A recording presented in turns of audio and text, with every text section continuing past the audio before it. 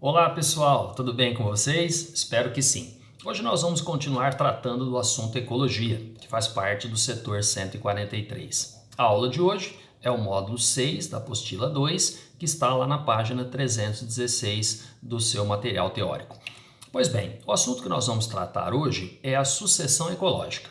Nessa foto você vê uma ilha chamada Anak Krakatoa. Esse nome Anak significa filha de.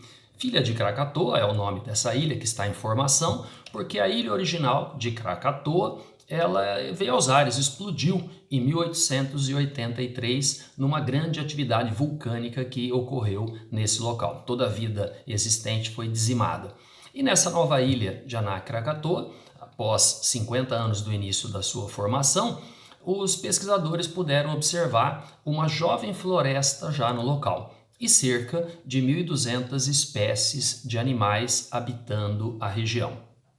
Ou seja, o local, Anak Krakatoa, se tornou um laboratório a céu aberto, onde os cientistas puderam acompanhar quais são os principais eventos da sucessão ecológica que ali se desenvolve. Como é que nós podemos definir sucessão ecológica? Como um processo gradual de colonização, no qual as comunidades vão se alterando até estabelecer o equilíbrio do ecossistema. Em outras palavras, para tornar essa definição mais simples, a gente poderia dizer assim: sucessão ecológica é uma série de eventos que tornam um local habitado. É uma série de eventos que tornam um local habitado, como você vê nessa imagem projetada na tela. Observe à esquerda que o local era um local rochoso e quando a sucessão começa em rocha, a gente denomina de primária. Quando a sucessão começa em local onde já há solo, ela é dita secundária. Logo à frente a gente vai fazer essa diferenciação dos tipos de sucessão.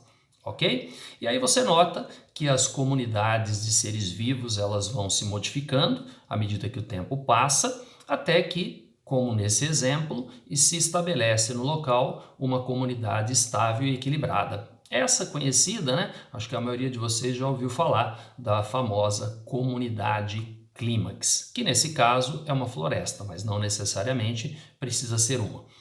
O processo de sucessão ecológica, por questões didáticas, ele é dividido em 3 etapas. A primeira dessas 3 etapas é chamada de comunidade pioneira ou ESSESI.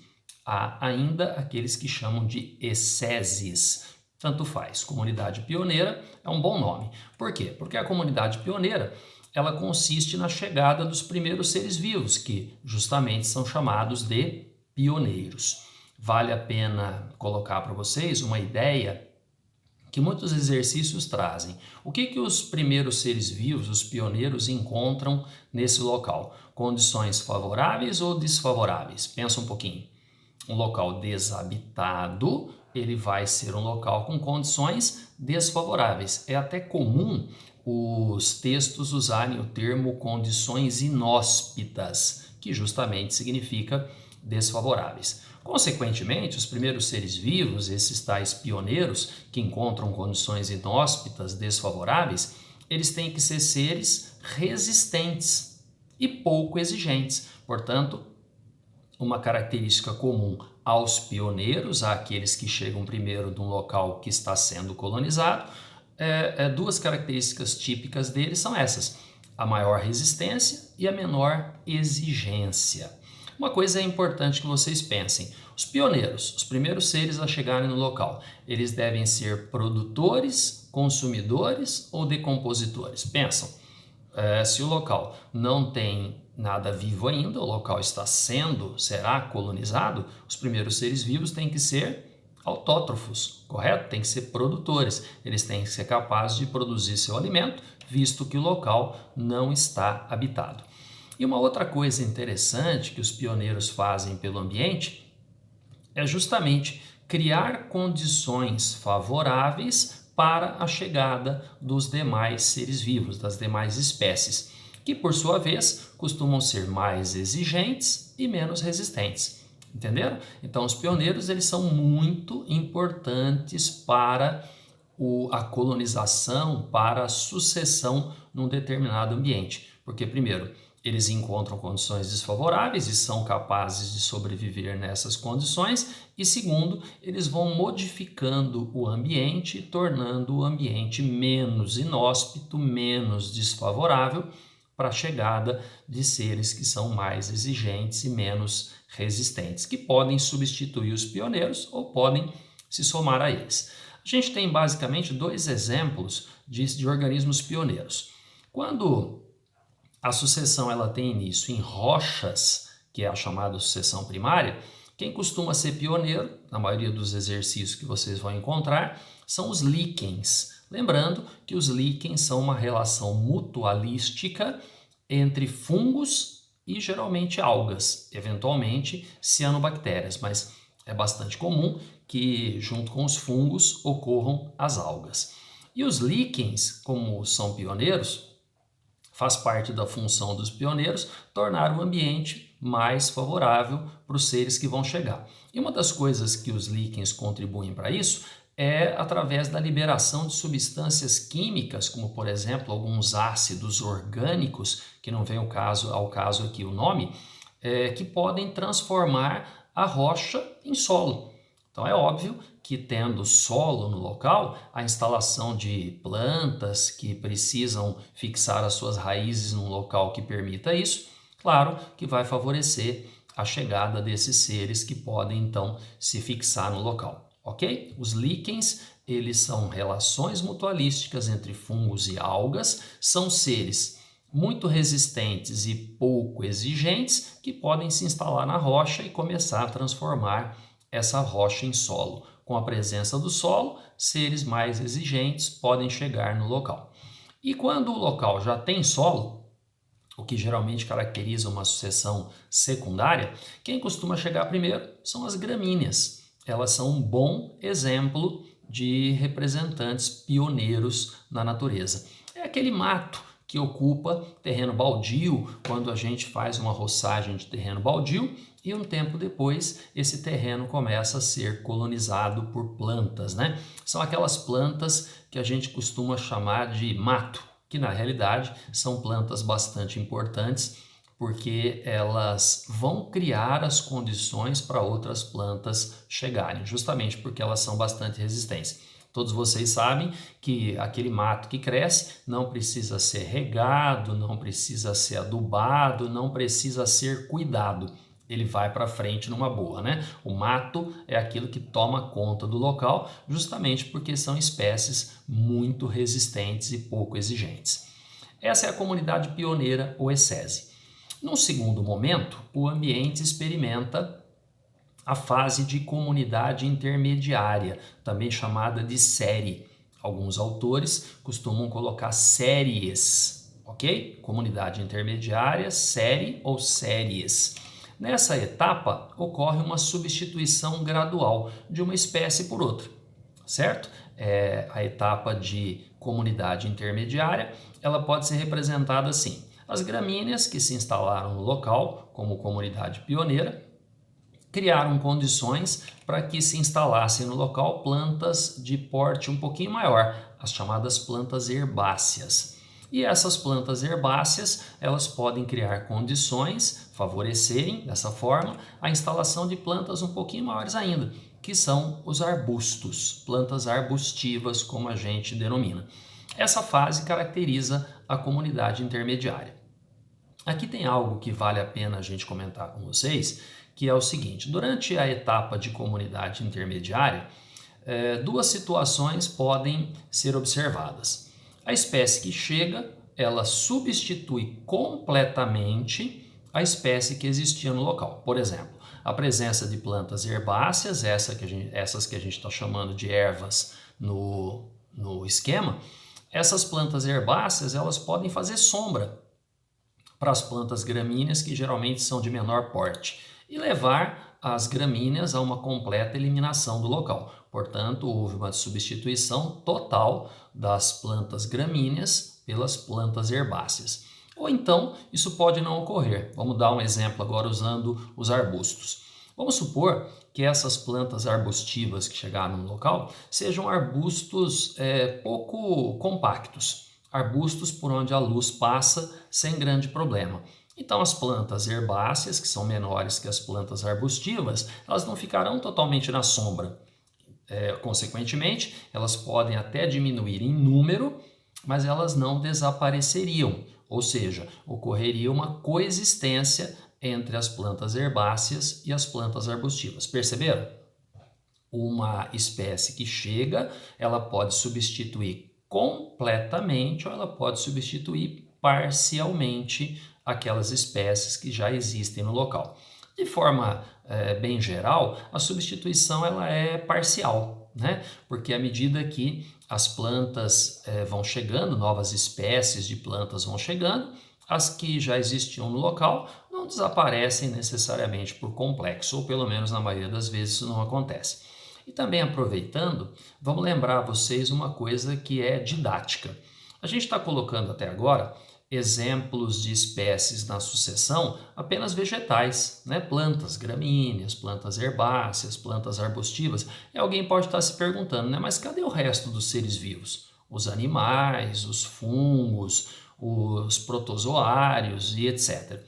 Pois bem, a gente exemplifica com plantas porque as plantas elas permitem exemplos mais claros didaticamente falando, mas a gente pode considerar que também há uma sucessão ecológica do ponto de vista dos animais. Por exemplo, na fase de gramíneas, que são produtores e chegam primeiro, por isso que a gente tem até que colocar como pioneiros os vegetais. A gente tem, quando as gramíneas estão presentes, a possibilidade de insetos herbívoros estarem no local. Gafanhotos, né? São um bom exemplo. Agora, é difícil a gente ter um animal de grande porte, um herbívoro pastador de grande porte, quando a vegetação é apenas gramínea. O que eu estou tentando mostrar para vocês? Que também há uma sucessão do ponto de vista animal. Primeiro, vão chegar no local animais de menor porte, geralmente herbívoros. Depois vão chegar animais carnívoros, também de pequeno porte, para se alimentarem desses animais herbívoros de pequeno porte. E à medida que isso se estabelece, nós podemos ter, com o avanço da vegetação, ou seja, com o aumento do tamanho dos vegetais, a gente pode ter a chegada de animais herbívoros de porte maior. E aí a mesma coisa pode acontecer. Esses herbívoros de porte maior competindo com os herbívoros de porte menor podem substituí-los parcial ou totalmente. Entenderam? Então a gente exemplifica com planta, mas você pode pensar que todas as populações de diferentes espécies elas se sucedem durante o processo de sucessão ecológica. Não são apenas os vegetais. A gente usa os vegetais apenas por uma facilidade didática de exemplificação para vocês. E finalmente, nós temos a etapa chamada comunidade clímax. O termo clímax, ele significa máximo, né? Portanto, é aquela comunidade que atingiu o seu máximo, o seu desenvolvimento maior possível. A gente define a comunidade clímax como sendo aquela estável e equilibrada. Então é isso. Como é que eu sei que um ecossistema está em clímax, como é dito entre os ecólogos? Quando ele está equilibrado, quando ele está estável. Mas é importante dizer a vocês que esse equilíbrio, essa estabilidade, ela depende do local.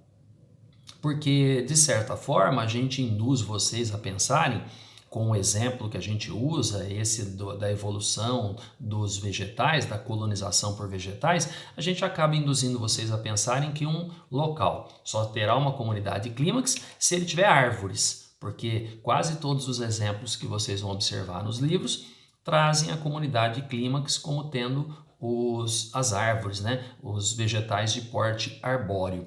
Mas é uma questão de exemplo, é uma questão de convenção exemplificar-se assim. Mas não precisa ser uma comunidade florestal para que ela seja considerada clímax. Basta que ocorra estabilidade e equilíbrio.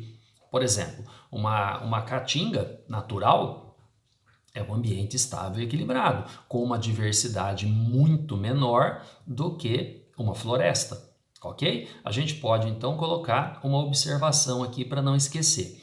O clímax ele pode ser desde uma floresta, que eu diria que é um ambiente de máxima complexidade no ambiente terrestre, até um quase deserto, onde o que tem são umas poucas espécies de produtores e umas poucas espécies de consumidores e decompositores. No entanto, se isso estiver equilibrado e for o máximo compatível com aquele ambiente, nós podemos considerar esse local, esse quase deserto, também uma comunidade clímax, ok?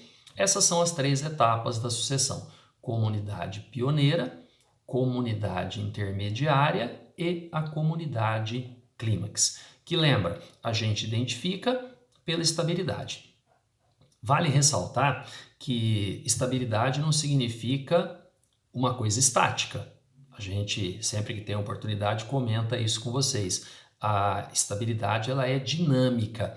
Portanto, um local em clímax pode sofrer transformações, modificações, alterações, porém, a velocidade dessas alterações ela é bem menor que durante o processo de sucessão, quando ainda o clímax não foi atingido, ok? Estabilizou, equilibrou, a gente considera que está em clímax. Não significa que não podem haver mudanças, certo? Pode haver, inclusive, uma sucessão dentro de um clímax. Vamos dar um exemplo. Imagine vocês a floresta amazônica, uma área lá intocada da floresta. Já há centenas ou até milhares de anos, a floresta está ali daquele jeito. Portanto, a gente pode considerar que essa região da floresta amazônica é uma comunidade clímax. Aí uma tempestade, um raio derruba uma grande árvore e essa grande árvore ao cair leva uma dezena de outras pequenas árvores com ela, abrindo-se na floresta uma clareira, aonde vai entrar luz. Então pensa, onde existiam árvores altas, fazendo sombreamento no interior da floresta, portanto não haviam gramíneas ali porque a luz não chegava, mudou completamente o cenário. Essa árvore que caiu abriu uma clareira onde a luz entra, portanto a gente pode ter ali o estabelecimento de gramíneas. E se gramíneas se instalam, a gente vai ter um processo de sucessão.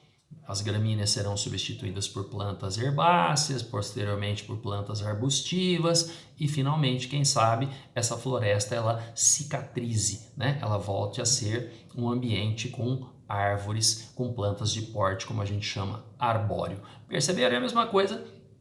Nesse local vai ocorrer com as comunidades de consumidores e decompositores. Inicialmente, nós teremos ali, com as gramíneas instaladas no local, pequenos herbívoros, depois herbívoros de porte maior, isso pode atrair para o local carnívoros e futuramente carnívoros de porte maior, até que nós tenhamos de novo, como eu falei, aquela região cicatrizada e o clímax restabelecido, ok? Então lembrem-se que uma comunidade em clímax não é uma comunidade estática, é uma comunidade equilibrada e podem ocorrer mudanças, até mesmo o local sofrer alguma alteração significativa, talvez nem todo ele, mas em parte dele, e uma nova sucessão se instalar dentro de um ambiente que está em clímax, ok? Entendido isso? Sem problema, né? Agora, como a gente falou lá no início, a gente diferencia 2 tipos de sucessão ecológica, basicamente. A sucessão ecológica primária e a sucessão ecológica secundária. Qual é a diferença principal entre elas? Isso é muito simples, a gente de certa maneira até já falou. Se a sucessão ocorre em local que nunca foi habitado anteriormente, ela é chamada primária. Aí alguém de vocês pode perguntar, mas Roma, nos dias de hoje, né, algum local ainda está desabitado, tanto tempo passado, né, da formação do planeta Terra? Pois bem, não necessariamente é um local lá das origens do planeta, né? Mas a gente pode citar uma duna de areia que se forma da noite para o dia. Ela pode ser colonizada a partir do ponto que aquela areia passou ou parou de se movimentar com tanta rapidez.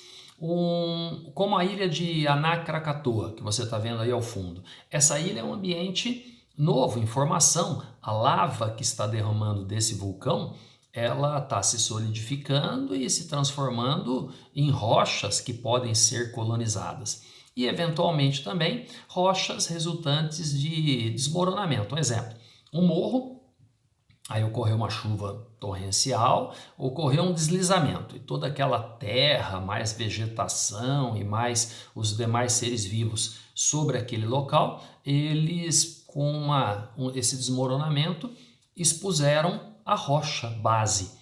Imaginou a situação? Um morro coberto por vegetação. Ali tem a vegetação, os animais, suponha o local.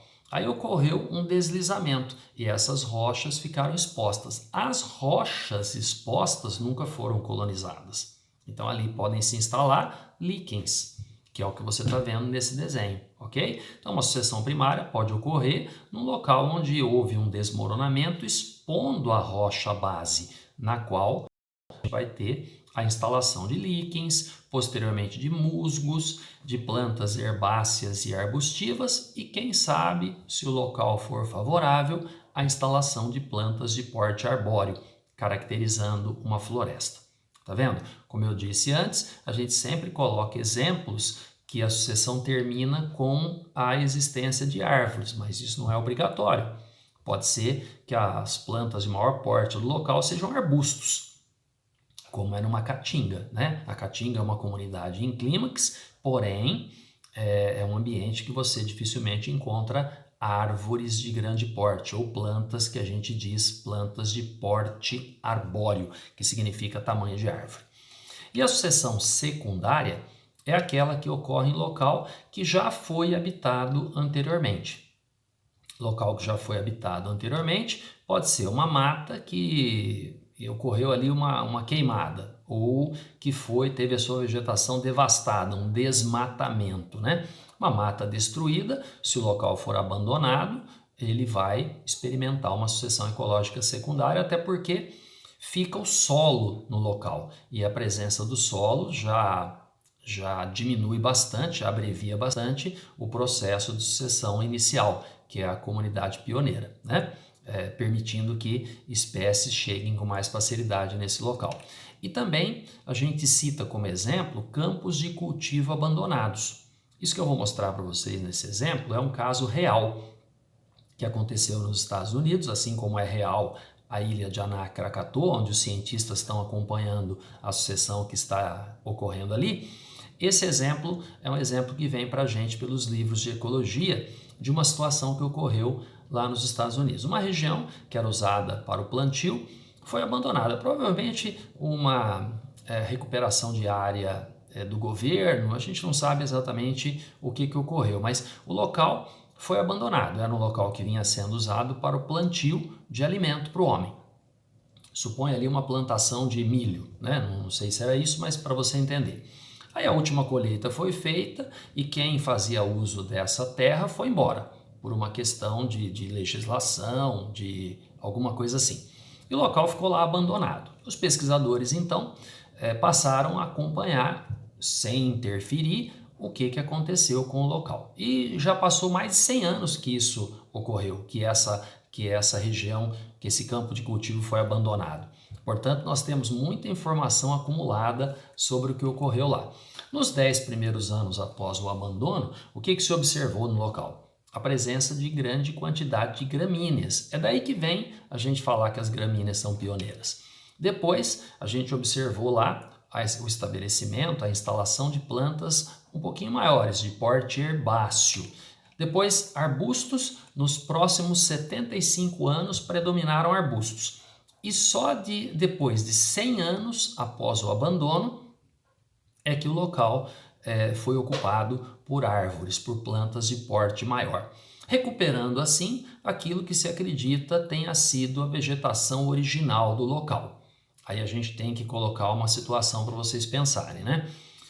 Vamos supor que essa região tenha voltado a ser uma floresta. Vamos considerar ali uma floresta temperada, que é algo ocorrente na América do Norte, né? Pois bem, essa floresta que se instalou ao final dessa sucessão secundária, a gente pode garantir que ela é igual e tem as mesmas espécies da floresta original, aquela que foi desmatada para transformar o local em campo de cultivo? Você entendeu a minha pergunta? Dá para garantir que essa floresta que se formou, resultante dessa sucessão ecológica secundária, ela tem as mesmas espécies, a mesma composição da floresta original que foi destruída, desmatada para transformar o campo em campo de cultivo? Não dá para a gente garantir, né? Então é isso que a gente tem que tirar de aprendizado de todo toda essa pesquisa e todo esse experimento que foi realizado nesse local. Que os ambientes podem se recuperar, mas que a gente não pode garantir que a recuperação vai ser completa, por inteiro, com o restabelecimento de todas as espécies. Imaginem vocês que nessa floresta original, naquela que foi retirada antes de transformar o local em campo de cultivo, talvez ali existissem espécies que só ocorriam ali e, portanto, foram extintas sem que a gente, ao menos, conhecesse, estudasse e entendesse a importância dessas espécies para os ecossistemas. O que significa que a nossa interferência nos ambientes naturais ela pode até ser revertida, mas não dá para a gente garantir que essa reversão é completa, que a gente recupera todas as espécies, que a gente vai fazer com que o ambiente volte a ser o que era antes da intervenção humana. Isso é importante que se diga, né? A gente tem que ter consciência das consequências das nossas atitudes em relação ao meio ambiente. Durante a sucessão ecológica, nós temos algumas tendências e o vestibular vai muito por essa linha de cobrar de vocês o que acontece durante a sucessão ecológica. Para isso, a gente vai imaginar uma tabela onde nós tenhamos duas colunas, a de ecese, que é o começo da sucessão, e a de clímax, que é o final, né? Então, pelo preenchimento dessa tabela, a gente vai ter uma ideia do que acontece ao longo da sucessão, por exemplo, com a biodiversidade. O que você diria que acontece com a biodiversidade? Ela aumenta ou ela diminui durante a sucessão? Vão chegando espécies de plantas, vão chegando espécies de animais, vão chegando espécies de decompositores e todos os demais tipos de seres vivos que o ambiente suporta. Conclusão, a biodiversidade aumenta, ela é pequena na ecese e é bastante grande, de acordo com a possibilidade do local, no clímax. A biomassa que é a quantidade de matéria orgânica, a quantidade de seres vivos. No início, tem poucas espécies de plantas, poucas espécies de animais, uma quantidade pequena de cada um e, portanto, uma biomassa mínima. À medida que o tempo passa, essa biomassa vai aumentando, simplesmente porque vão chegando novos seres vivos. Quanto às teias alimentares, quanto mais espécies nós temos, mais relações alimentares são possíveis. Por isso, a gente diz que as teias no início da sucessão elas são simples, talvez até algumas cadeias, e no clímax elas são de grande complexidade. Já com relação aos nichos ecológicos, mesma ideia.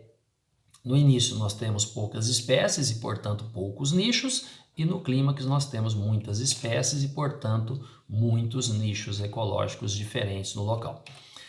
Pensando em relação fotossíntese e respiração, fotossíntese só produtores realizam e respiração todos os seres vivos realizam, produtores, consumidores e decompositores. Portanto, pensa em ecese, quando chegam os pioneiros que são produtores, a fotossíntese é bem maior do que a respiração, ok? Porque você tem seres que fabricam seu alimento e consomem menos do que produzem, por isso que as plantas crescem e tudo mais. Então, nós temos uma relação fotossíntese maior do que respiração. No clímax, nós temos fotossíntese igual à respiração, ou seja, a produção de matéria orgânica e o consumo de matéria orgânica tendem a se equilibrar. Então, a gente fala que fotossíntese é igual à respiração, porque vão chegando consumidores e decompositores que só respiram e não produzem, né? Só fazem respiração, mas não fazem fotossíntese. Como consequência disso, a produtividade líquida, que é aquilo que sobra no ambiente, pensa no ambiente como um todo. No início da sucessão, a biomassa é pequena, mas tem muito produtor ali. Então, está sobrando bastante coisa. Justamente pela produtividade líquida ser alta em ecese e nas primeiras fases da comunidade intermediária, é que nós temos um local atrativo. Pensa nisso. Se está sobrando matéria orgânica ali, produtividade líquida é a matéria orgânica que sobra, o local é atrativo para a chegada de novas espécies. À medida que novas espécies vão chegando e vão tornando a sobra menor, inclusive essa sobra tendendo a zero, o que acontece? O local se torna desinteressante e talvez por isso equilibre, não é? Você imagina uma conversa ali entre os seres vivos em relação à ecese, né? Um perguntando para o outro, e aí, como é que está lá o lugar?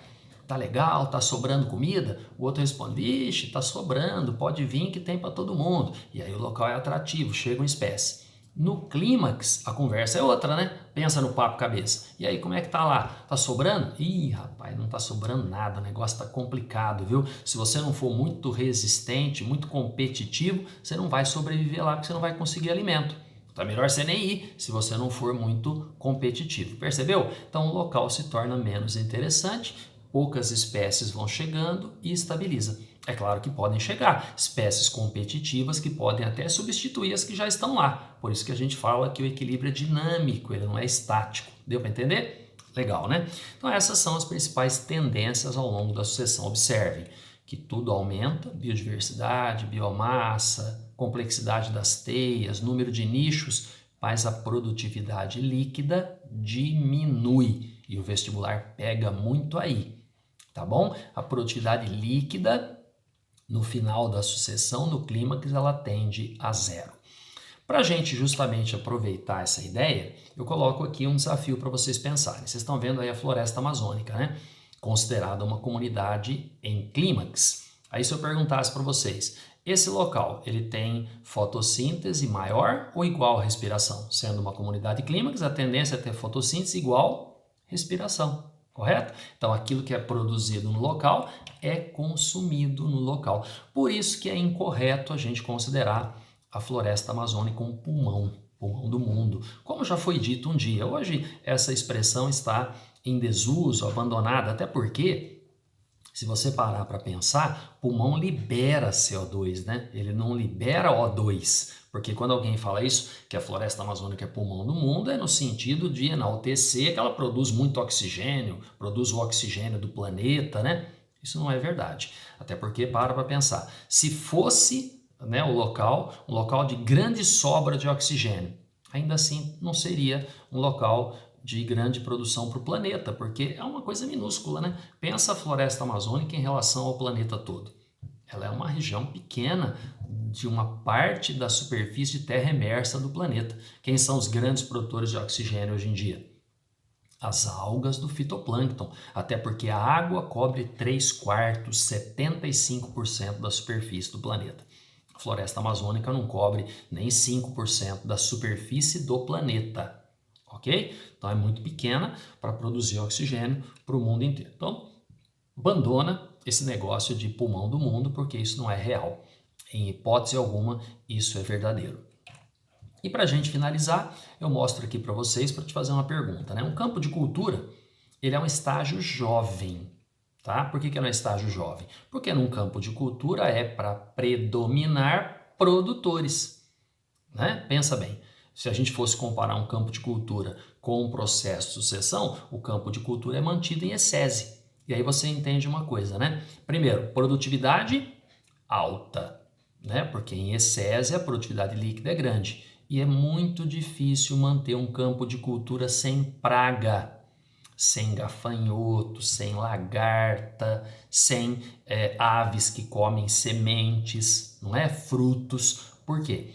Porque é um local de alta produtividade, portanto altamente interessante. E a gente, para manter campo de cultura sem praga, investe em agrotóxicos, investe em venenos. Complicado isso, né? Mas é para você entender por que um campo de cultura ele é tão suscetível a pragas, consumidores, porque é um local de alta produtividade. Bacana, né? A gente entender que esse nosso problema, entre aspas, está relacionado com questões ecológicas. Tem comida sobrando ali e os consumidores querem ir lá consumir essa matéria que está sobrando, essa produtividade líquida que é alta. A gente tenta convencer o bicho a não ir, mas ele vai, né? É difícil eles não entrarem num campo de cultura por conta disso. Tá joia? Então, finalizando, eu mostro aqui para vocês a tarefinha, né? Módulo 6. Na apostila 2, você, como eu te falei, lê a teoria da 316 a 318, faz os exercícios de aplicação da página 438, que eu deixo aqui o gabarito. Na 439 tem os extras. E na página 319 em diante, você vai encontrar os exercícios propostos. E você faz aqueles de acordo com a sua lista, né? O branco, o amarelo, o roxo, o foco Enem. Tá joia, pessoal? Então, um grande beijo para vocês, bons estudos e até a próxima!